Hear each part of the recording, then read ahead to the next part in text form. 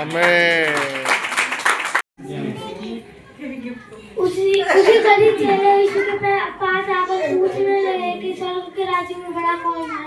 इस पर उसने एक बालक को पास बुलाकर खड़ा किया, उनके बीच में खड़ा किया और कहा, मैं तुमसे सच कहता हूँ, यदि तुम ना फिरो और बालकों के समान ना बनो तो तुम स्वर्ग के राज्य में प्रवेश करने नहीं पाओगे। और जो कोई इस बालक के समान अपने आप को छोटा करेगा वह स्वर्ग के राज्य में बड़ा होगा। और जो कोई मेरे नाम से एक ऐसे बालक को ग्रहण करेगा वह मुझे ग्रहण करेगा। मत्ती 18:1-5 तक। मैं आपको यीशु मसीह के परीक्षा के विषय में बताने वाला हूँ। उस समय पवित्र आत्मा यीशु मसीह को जंगल में लेके गई और क्योंकि उनकी इब्लीस से परीक्षा होनी थी। फिर इब्लीस वह ना 40 दिन और 40 रात निर्वाह और भूखे थे और उन्हें भूख लगी। फिर जो उन्हें परखने वाला था इब्लीस उन्होंने उनसे कहा, यदि तो परमेश्वर का पुत्र है तो पत्थर को कह कि रोटी बन जाए। फिर यीशु मसीह ने उत्तर दिया, मनुष्य केवल रोटी से ही नहीं परंतु हर एक वचन से जो परमेश्वर के मुख से निकलता है जीवित रहेगा।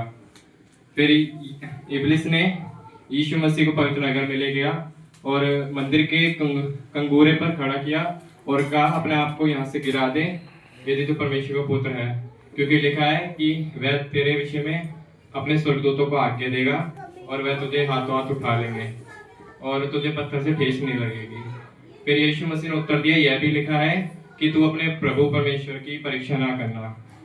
फिर इब्लीस यीशु मसीह को सबसे ऊंचे पहाड़ पर ले गया और वहां से कहा कि यह जगत और उसके राज्य का वैभव दिखाया यीशु मसीह को और कहा, यदि तू मुझे गिरकर दंडवत प्रणाम करे तो मैं तुझे ये सारा राज्य दे दूंगा।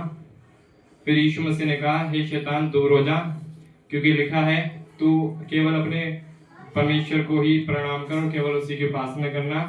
तब शैतान वहां से चला गया और देखो सारे स्वर्गदूत यीशु मसीह की सेवा में लग गए।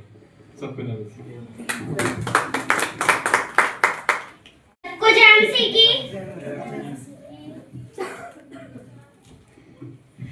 मांगो तो तुम्हें दिया जाएगा, ढूंढो तो तुम पाओगे, खटखटाओ तो तुम्हारे लिए खोला जाएगा। क्योंकि जो कोई मांगता है उसे मिलता है और जो ढूंढता है वह पाता है और जो खटखटाता है उसके लिए खोला जाएगा। तुम में से ऐसा कौन मनुष्य है कि यदि उसका पुत्र उससे रोटी मांगे तो उसे पत्थर दे या मछली मांगे तो उसे सांप दे?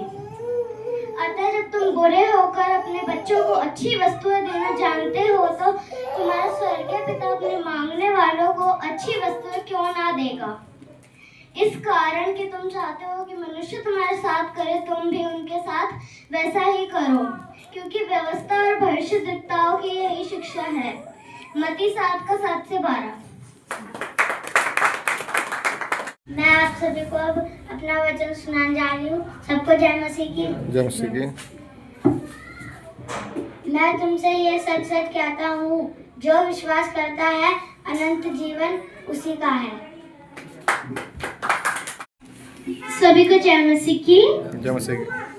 आज मैं आपको अपना वचन सुनाने वाली हूँ। मत्ती 7:24 से लेके 18 तक। 24 से 18 उल्टा कैसे हो गया? सब कितना? 24 से 28 तक।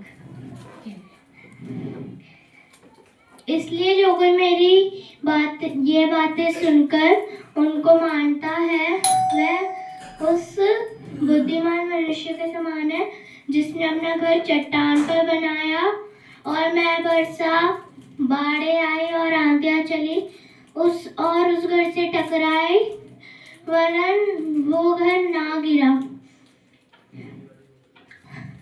परंतु इसलिए जो कोई मेरी ये बातें सुनकर उनको नहीं मानता वह उस मूर्ख मनुष्य के समान है जिसने अपना घर बालू पे बनाया और मैं बरसा, बाढ़ें आई और आंधियां चली और उस घर से टकराई और वह घर गिर के नाश हो गया। Thank you. आज मैं आपको सुनाने वाली हूँ मत्ती 5:13-16। तुम पृथ्वी के नमक हो, परंतु यदि नमक का स्वाद बिगड़ जाए तो वह फिर किस वस्तु से नमकीन किया जाएगा? फिर वह किसी काम का नहीं, केवल इसके कि बाहर फेंका जाए और मनुष्य के पैरों तले रौंदा जाए।